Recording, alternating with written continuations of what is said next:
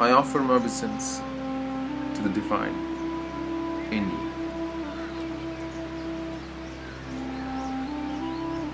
Today, in this video, I'm going to talk about a very profound yogic practice.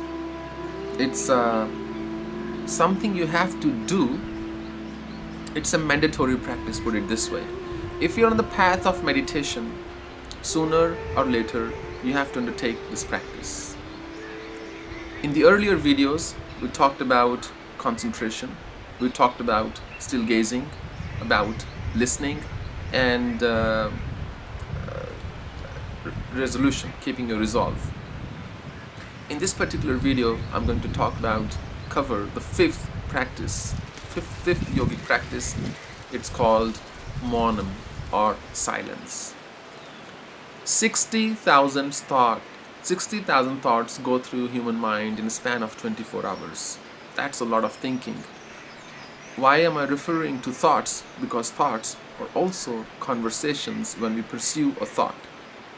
Have you not found yourself constantly talking to yourself, thinking, oh, when I was talking to that person, I should have said this, or when he or she said that to me, I should have replied like that, and so on and so forth. But beyond that, or other kinds of conversations that we actually do using emails, social media, phone calls, and in-person conversations. All these conversations take us away from our mind, because when you are talking, you are not listening. When you're not listening, you're not absorbing. When we're not absorbing, we're not in touch with ourselves. So too much conversations will make you restless. People who sit down to meditate often discover that same old conversations are playing in their mind, in their head all the time. So there is a very simple practice you can undertake to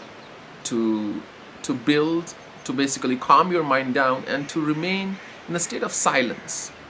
If you recall, in the very first video on meditation, we did a little experiment on silence, that silence with awareness. That's to experience that silence. Somewhere our mind has to be quiet.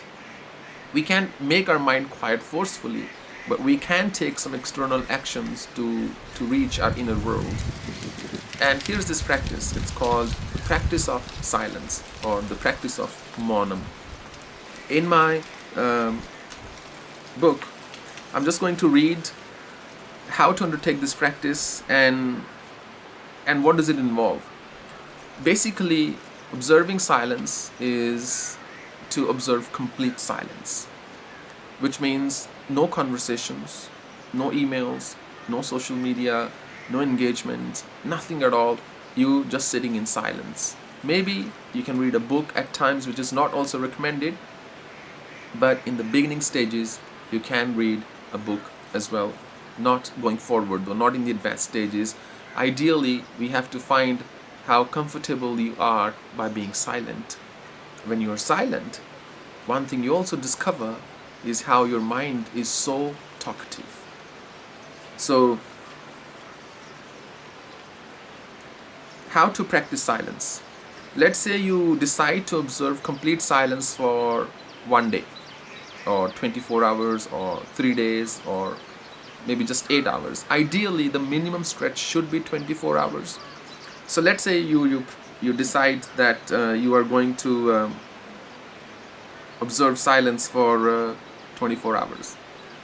In those 24 hours, if you have any interaction face to face with anybody, if you speak anything, basically your practice stands compromised. So if you do emails, which means any written conversations, text messages, chats, and so on, you have compromised by 20%.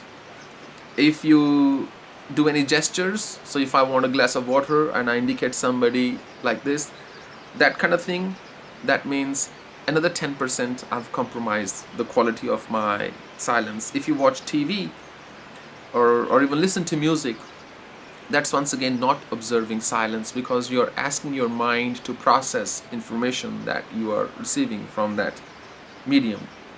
And if you are playing video games or doing web surfing or other interactive activities, that's also compromising about 5%. And if you're reading, that's also about 5%. Out of all these, reading is okay. And doing gestures or emails when you really have to do, it's also okay, it's also permissible. But doing any of the other things, interactions and so on, they are really going to compromise the quality of your practice. So avoid doing that. I would encourage you to undertake this practice for a short period, maybe a day or 10 days, or well, if you can afford 10 days. During my practice, I used to do sadhanas, spiritual practices, where, for example, I might be chanting mentally and I would observe complete silence for 30 days. During my time in the Himalayas, there was a period when I observed complete silence and solitude for 150 days. 100 days, sorry. So in my next video, I will talk about the practice of solitude, which is also a very key practice to strengthen your mind, so that you can control it when you need to control it. I hope this was helpful. Thank you very much.